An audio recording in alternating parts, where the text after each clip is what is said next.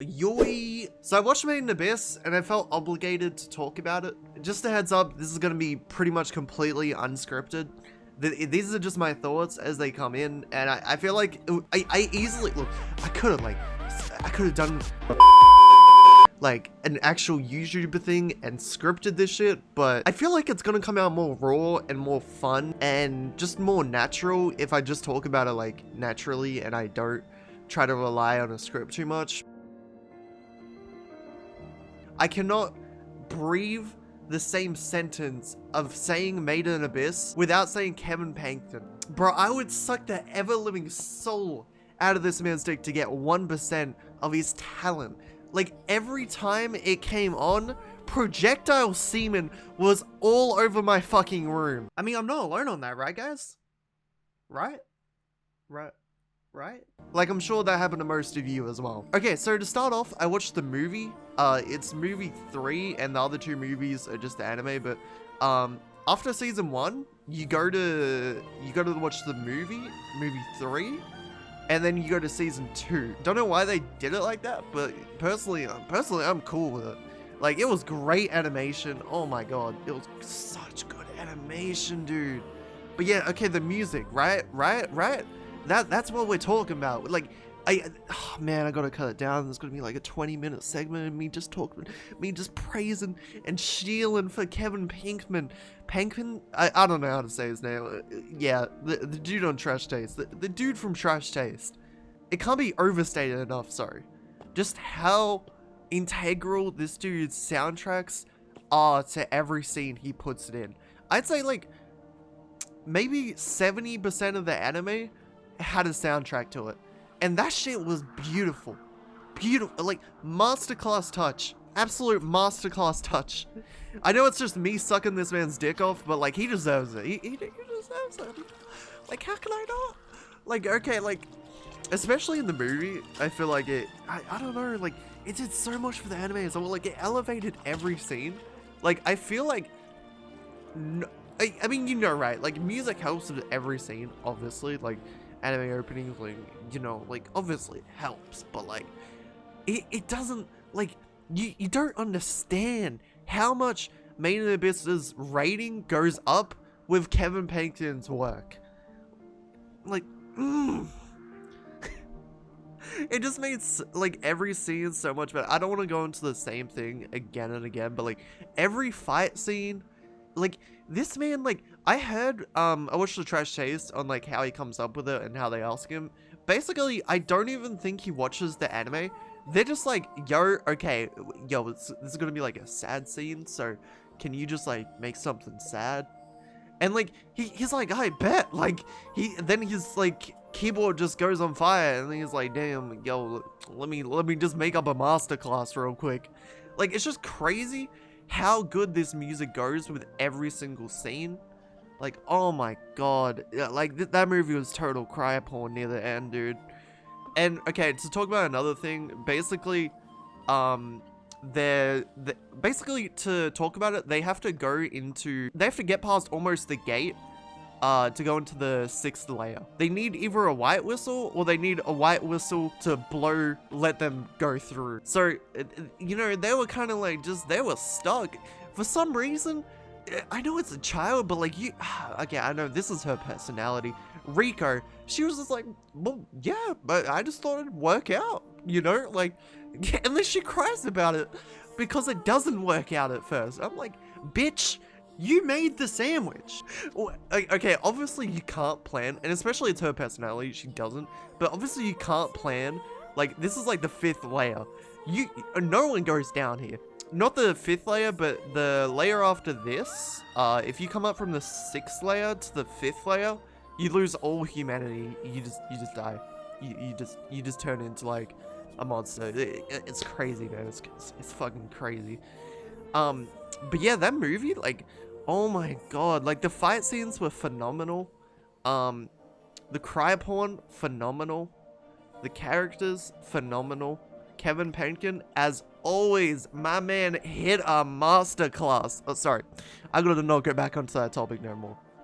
But, like, dude, like, To say that there wasn't projectile semen all over my room every 5 minutes would be lying to you. It was crazy, man. Okay, yeah, so they gotta get the white whistle, or they gotta find someone, and they end up running into the person that was experimenting on Nanachi, and the one that turned Nanachi into the being that she is right now, and that also made Midi suffer. So this was really hard to watch. Like, every so often there'd just be a scene where, like, bro, I can't watch this. I don't want to watch this, but I can't turn away, because if I turn away for 5 minutes, I'm not gonna understand the next 10 minutes. That's just how this was. Like, a lot of the scenes, I'd look at the screen, I look at the colors on the screen for like 10 minutes, and I'm like, I have no fucking idea where this is going, but like, I just gotta keep watching for like 10 minutes, because hopefully I'm like, I can perceive what's happening. But yeah, basically they meet this dude, and bro, this dude was a total cunt. Like, oh my, just not an Australian cunt, just a cunt, man. Just a cunt. So basically, he's so benevolent and just cocky. But basically, there's also Prushka, his quote unquote daughter now. And they have like a daughter-father relationship. At least Prushka thinks so. And bro, she is so fucking wholesome. Of course, they cranked up the wholesomeness on her. There was no, she was innocent as fuck. There was no evil in it whatsoever. No evil. Like, bro, like, every character in Made in Abyss, it's like, every character in Made in Abyss, like, makes you think, okay, there's an evil side to you, but also, like, okay, which of the two characters are less fucked up? No, Prushka was just wholesome. She was God sent. So, that made it worse. That made it worse. I don't want to spoil it, but do I spoil it? Okay, I mean, it's Made in Abyss, but like, some shit goes down. Prushka goes through some things, and do I just spoil it? Okay, if you don't want to get spoiled on the movie of Made in Abyss, please skip this. Like, this 2-minute segment, but skip. This is gonna be your only warning. I don't want any of you motherfuckers to blame me in the comment because you were too incompetent to skip this scene. I don't care if you watch it, okay? Okay, but to go on, okay, so basically Prushka gets skinned alive because that's like his power. He's like, I forgot what it's called, but he's like, bro, we're just on the movie right now. Let me speed this up. But like, yeah, that was his power, the Nanachi's like enemies. And he's like, bro, I'm not gonna like let you through. You need to help me with my research. Like, you three, Reg, Nanachi, Rico, yeah, you need to help me with my research. But then they meet Prushka, and you know, they bunk up for a few days. Rico really gets attached to Prushka, same as Prushka gets attached to Rico. They become like best friends. Like Prushka never socialized with anyone else, so it makes sense how like they took a liking to each other so quickly. But Prushka didn't want to at first because she was like, yo, like, somebody's coming in and taking time away from my dad. I feel like there was a topic I was talking about a minute ago. But yeah, Prushka gets skinned alive because and turned into power for this motherfucker. He has a weird mentality around it. Like, he doesn't per se think, oh yeah, what I'm doing is fucked up. Or he might, but he just doesn't care. He's like, yeah, I mean, this is what I have to do to get power. I mean, yeah, this is what I was turned into, so I mean.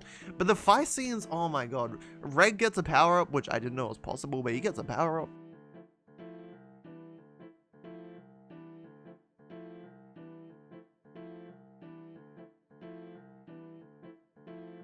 Yeah, so that leads me to the climax of the movie. Yeah, they try to fight him multiple times throughout the movie. Every time was like no dice. So near the climax of the movie, he kills Prushka.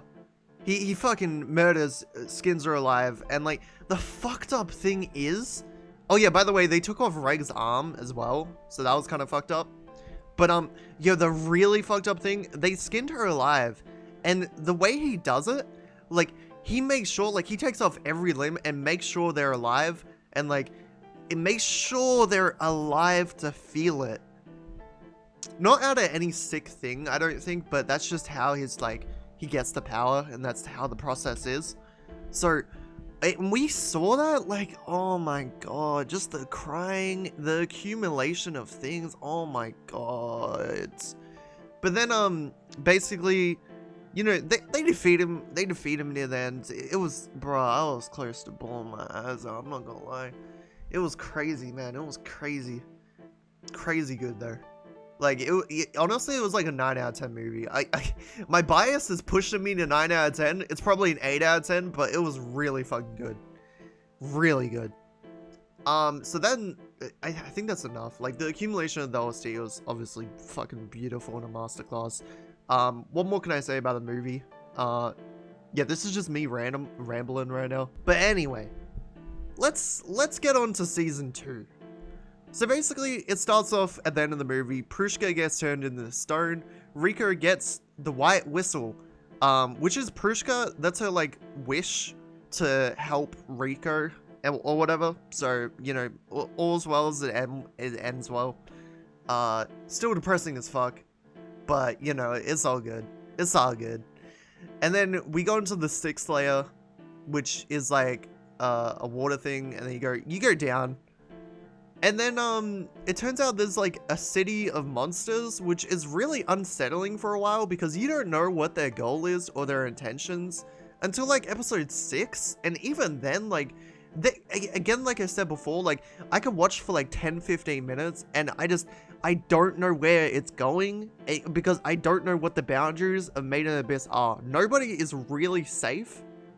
Like, even Nanachi, Reg, and Rico, like, I'd be afraid for them, because, like, even Nanachi at one point was out of commission, and it's not even that, like, it makes me care so deeply for the side character that got introduced. So this princess, it's gonna be hard to explain. I'm not even, like, just watch the season, because the story got explained through a 12-episode thing, like a 12-episode thing, and, like, the end one was like a double, so just watch it. Just watch it. So basically, there was a queen of, like, these monsters, and she was like, okay, fuck, I'll just give you a TLDR. So the town that they're living in is the princess's mother. Yes, you heard that right. How did it happen? I don't know. Well, I do know, but, like, it's gonna take too long to explain. And basically, yeah, these monsters kind of, like, did some fuck shit to the town, like, when it was a girl. They ate her children. So, you know, I mean, yeah, it's been a couple 100 years and all, but the daughter is still, like, her one goal, right, like, as she's born, is to kill everything in there and free her mother. But, well, her mother's dead, but, like, just free the town, you know, so she doesn't have to do what she's doing right now. But then, yeah, we find out she actually met Reg a while ago, and interestingly enough, Reg's name, Rico gave it to him, but, Reg had the name Reg before he lost his memories. So I don't know what that's about. I'm assuming Reg met Rico's mother. There's been a lot of hints of this, but it's almost certain. It's almost certain. I don't know why it's named Reg though. Like, is there some sort of fate thing going on here? Because why would Rico think to name him Reg when his name was already Reg? But obviously his memory was gone. Like, that's kind of weird. I don't know why that happens. I guess we'll find out though. But yeah. More recent memory loss though. Reg was still a total badass. And yeah, you know, he helped out the princess. There was a lot of good progression with the oh, I completely forgot. Oh my god. Okay, so to talk about the villain in the movie, I just want to talk about that real quick to bring it back there. Sorry, but bro, it's one of those villains that, yeah, like, he does some fuck shit, but, like, he's like, as soon as he was defeated, he was like, yes, yes, this was part of my plan all along. I'm cool with this. Like, bro, the amount of pain he put them through, and then he's just gonna act like that was part of his plan and purpose, and he was like, he's cool with everything that's going on? I hate when villains do that. There was one other villain, like, it just feels like you didn't actually defeat the villain. Like, what was gained through this? Like, I hate that feeling. There was one other anime, I don't remember who did it, but like, you just don't feel satisfaction in seeing this motherfucker lose, because you're like, what did we gain? Which is super cool. It's such a cool, like, interesting thing. It's hard to replicate that, I feel like, because you gotta be really invested to even like care to go to that emotion. But yeah, just a quick tangent on that. I wanted to bring that up, but I completely forgot. Where was I in season 2? Yeah, so Reg, he had his moments with the princess. It was basically, we got some backstory on Reg too. He got a power up for Prushka, or Rico rather. So when Rico does the white whistle, it turns Reg like stronger, which is pretty cool. There was a lot of cool scenes in season 2. Again, the music fucking hit, dude. The music fucking hit, dude. The music fucking hit. That's pretty much all I want to say. There was a constant battle of like whether this, like, what side you're on, like the towns or the princesses. Like, it was crazy because like I couldn't, like, you just can't. It didn't feel like my place. Like, I knew both sides. I was like, I couldn't, like, both of them, like, I just wanted to leave it up to the princess and the town. Like, I could not cast my judgment. Like, I felt way too bad for each of them. They suffered way too much, but, you know, my queen, my princess, she prevailed near the ends and kind of, like, found her own path, kind of. You know, we actually had a good ending for the side character. Like, no one, like, she didn't die. Spoiler, she didn't die. So that was just really cool to see. Like, I'm happy. It was a pretty happy ending, pretty much. It was pretty sad, but it was pretty happy. But yeah, that's pretty much it. Thank you for listening to my rambling. Thank you for listening to my rambling for a while. This will probably be like a 15-minute video. I just want to talk about this and ramble about it and rant it, because I feel like if I scripted it, it lose a bit of that spice, you know? It lose a little bit of that spice. But yeah, let me know if you watched this thing, and let me know if you watched Made in Abyss, and let's talk about it. Yes. Bye.